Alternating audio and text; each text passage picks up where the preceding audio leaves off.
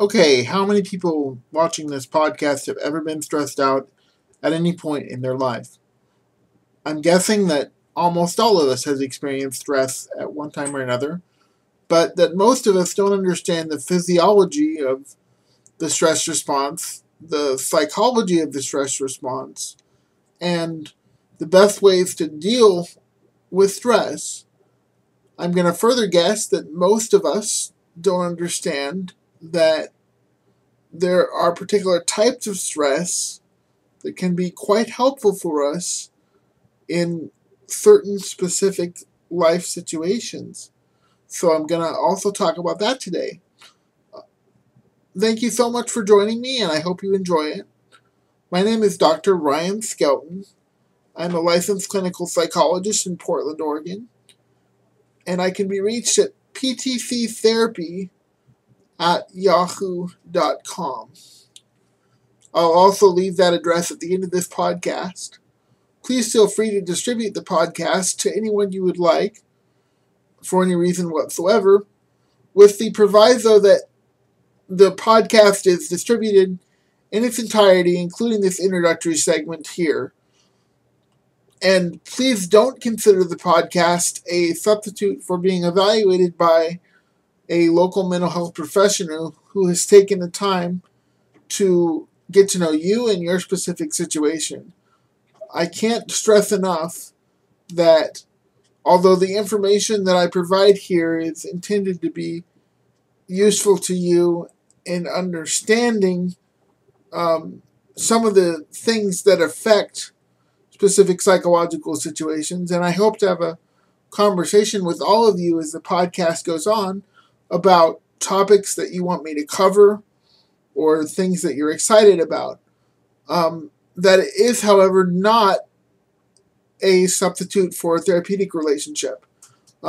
So, for example, if you're experiencing a high level of stress right now that is really negatively impacting your life, the best thing that I can recommend is that you set up an appointment with a psychological professional, such as myself, to deal with some of the issues that we are talking about today.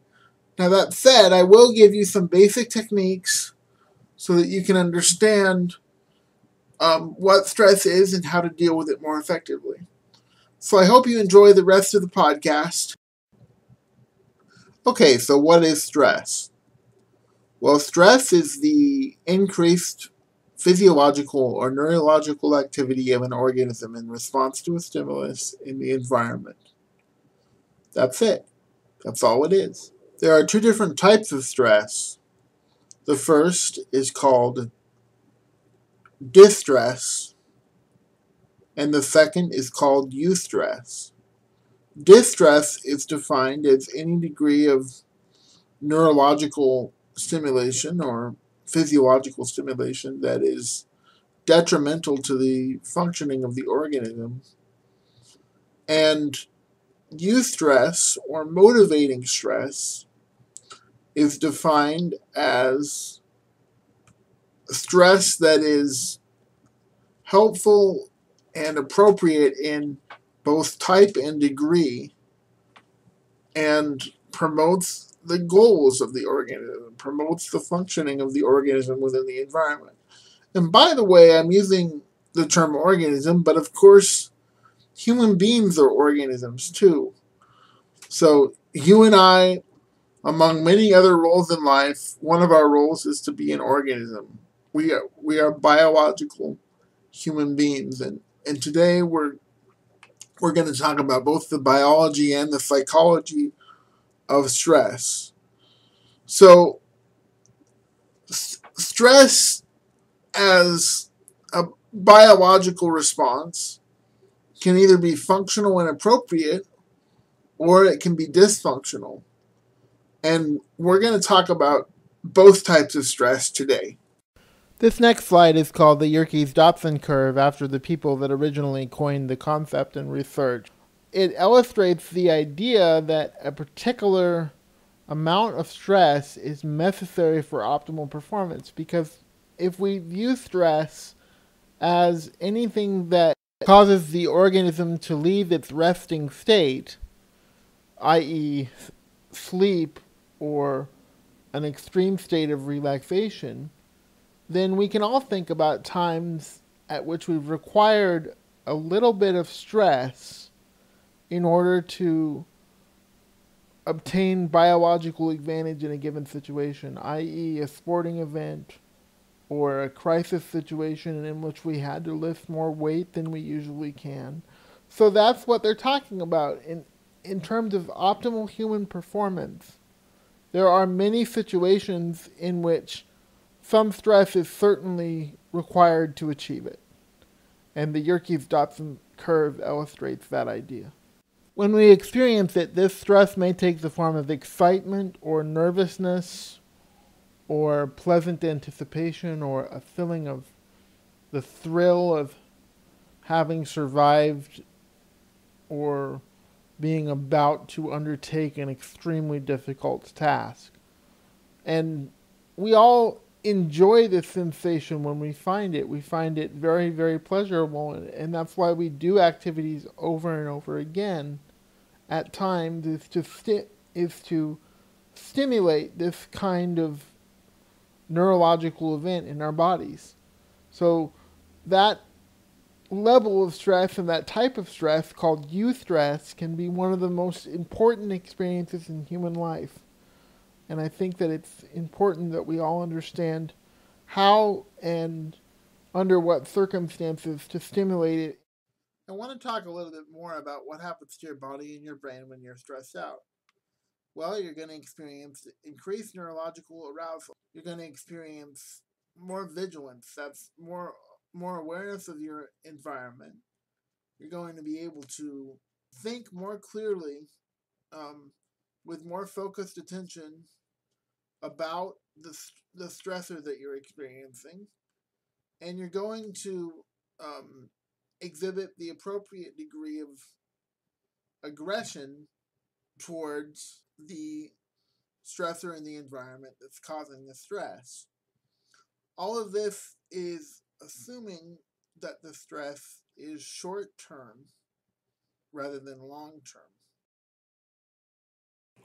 Along with the increased arousal that I just talked about, there's also some inhibition that happens to other systems in your body, such as those that control the appetite response or the digestive system or the sexual arousal system of the brain. Because if you think about it, when you're running from a saber-toothed tiger, you're not going to think about your next meal. You're going to think about surviving the situation with the saber-toothed tiger so that you can eat your next meal. But you're not thinking, do I prefer steak or pasta tonight? No. At that moment, you're focused on getting away from the tiger, and your body knows that. So it's going to shut down the other systems that aren't relevant to you surviving that situation in an effort to mobilize your body's resources most effectively. If this biological system is not eventually switched off and the state of what's called homeostasis is not eventually restored in your body, there can be all kinds of negative health consequences, such as increased risk of cardiac problems and increased susceptibility to a wide range of other diseases. So that is why we need to learn how to activate the systems that our body and brain have for de-escalating the critical stress response, so that we can teach our body we're no longer under a state of imminent threat, and what was at one point an adaptive response is no longer required in order to achieve our goals. The activation of the stress response occurs in your hypothalamus when the hormone ACTH is released, which hormonally speaking is responsible for the initiation of the above effects within the cognitive and behavioral systems of the brain and the body. Peripherally, that is part of your peripheral nervous system, i.e. the skeletal muscles, also experience increased blood flow as a result of the release of ACTH and the subsequent hormones that are circulated throughout the peripheral systems of the body.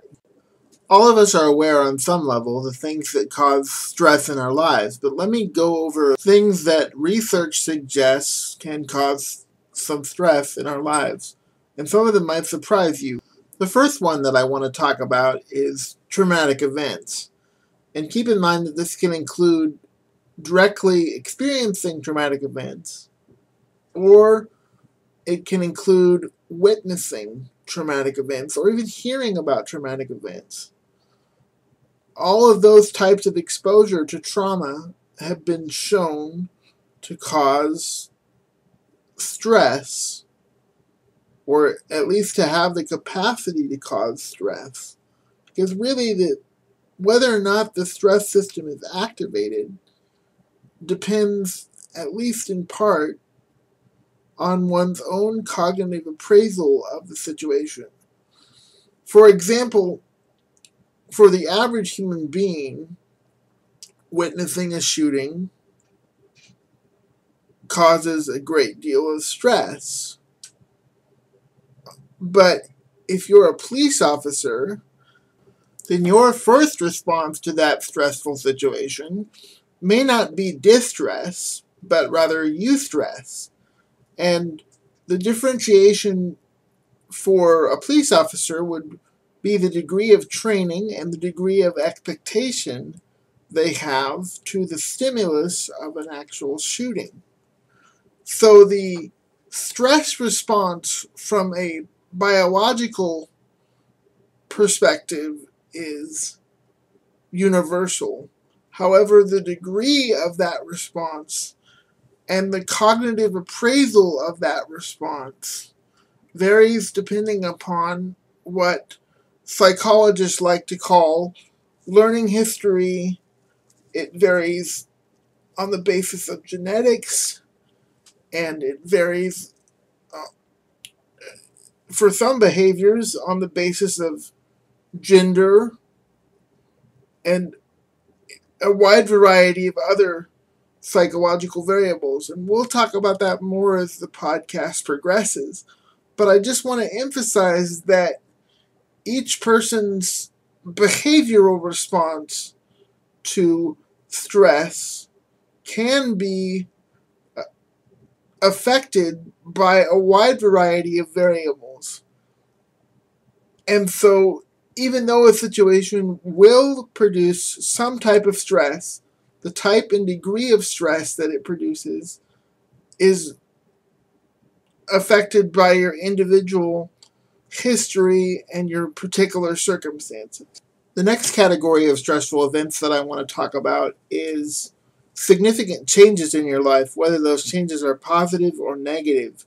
It turns out that change in itself, regardless of whether you believe it to be positive or negative, if there's enough change that occurs in your life, you're going to experience some degree of stress.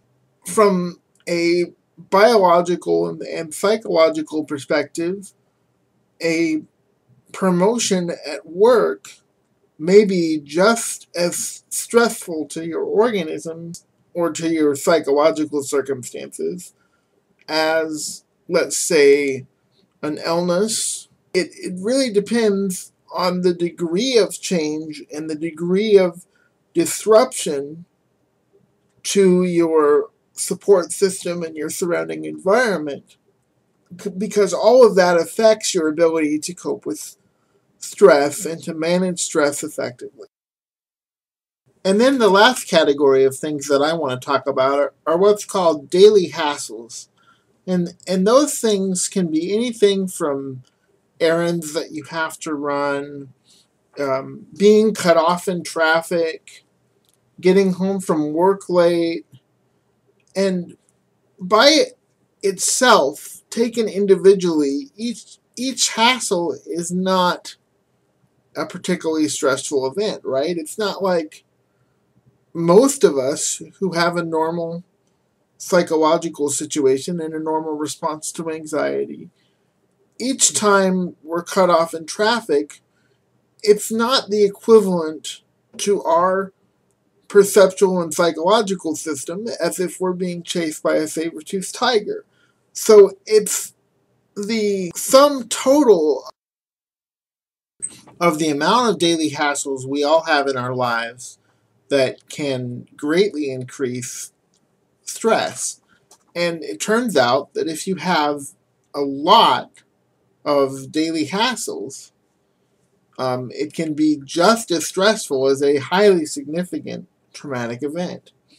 So one of the things we'll talk about a little later in this presentation is some strategies that you can take to better manage the daily hassles of your life. So what do we do to relieve distress? Well, these are just some examples, but you can increase your self-care. You can engage in regular relaxation activities like meditation. You can increase your amount of daily exercise. That has been shown to release endorphins, which increase the relaxation response and the feeling of positive mood throughout the body. But whatever you do to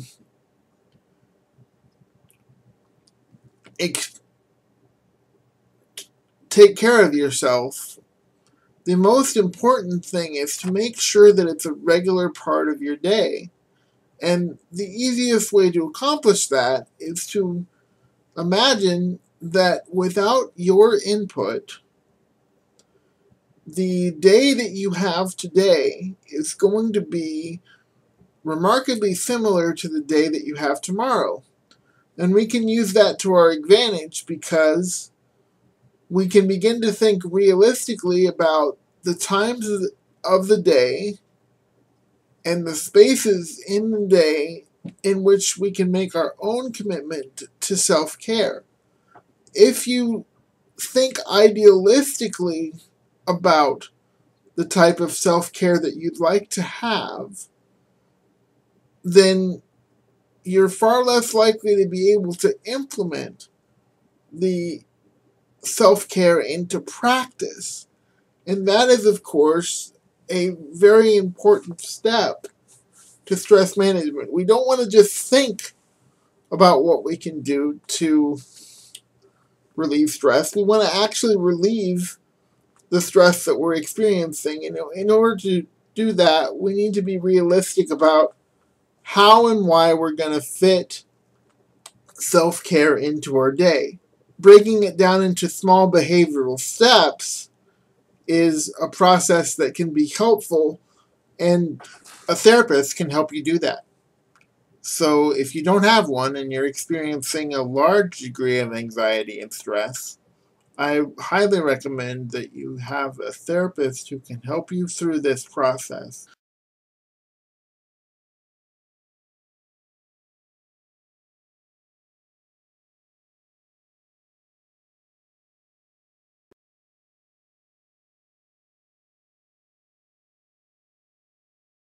One of the ways that you can increase the chance that if you're exposed to a stressful event, you will interpret it as eustress as opposed to distress is by increasing your mastery over the event. And mastery is simply put, it's the feeling of control and of choice that you have over your psychological circumstances. So a simple way to increase the feeling of mastery you have throughout the day is by scheduling a number of small tasks that are easy for you to complete throughout the day so that you're experiencing a feeling of completion, a feeling of control, even though you're exposing yourself to things that are stressful and difficult. It's sort of like giving yourself a bite of ice cream as a reward for facing a difficult part of your day. Well, mastery can be thought of as your psychological ice cream, if you will. So make sure that you have mastery throughout the day. The occasional failure is a virtual certainty of human life. So be mindful of how you interpret your own failures. You could think of a particular failure as merely the first step on a path to important success.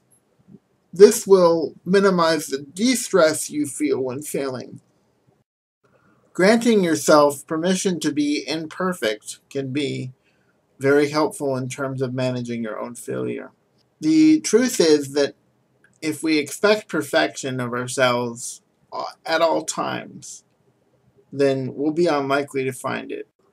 In my clinical experience, a lot of people feel anxiety when they're not accomplishing their goals, when they're procrastinating, or when they're just not using their time effectively and they're uncertain of where they should go from here.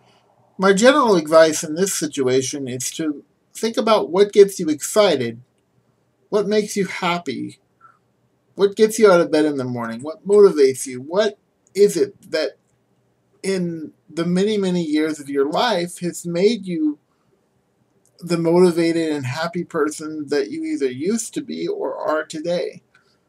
Embrace your source of eustress and use that as a motivational tool to get you out of difficult life circumstances.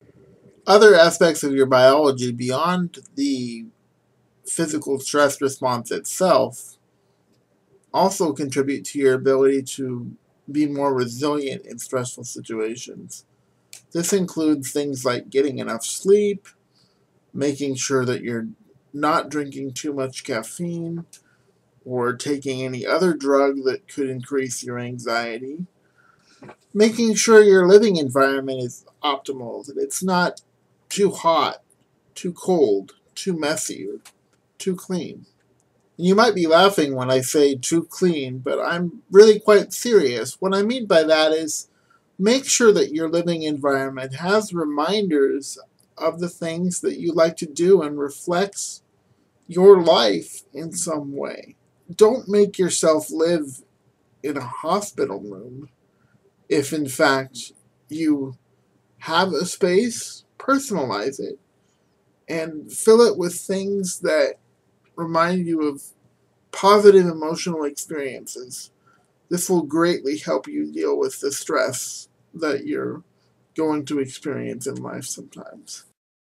Finally, although conflict is a fact of life, if you have a lot of conflicts in your life, or if they're with particular people who you interact with on a daily basis or who are very important to you, those types of conflicts can be extremely stressful. Conflict resolution is outside of the scope of this presentation, but it will be the topic of next month's podcast. So if you're interested in learning how to resolve conflicts better with people that are important to you, please stay tuned for that one. I'm Dr. Ryan Skelton, and thank you so much for listening to episode 2 of the Psych Out podcast. Please feel free to contact me with any questions or suggestions for future topics. My email address is ptctherapy@yahoo.com. Again, thank you so much for watching, and I'll see you next month. Be well.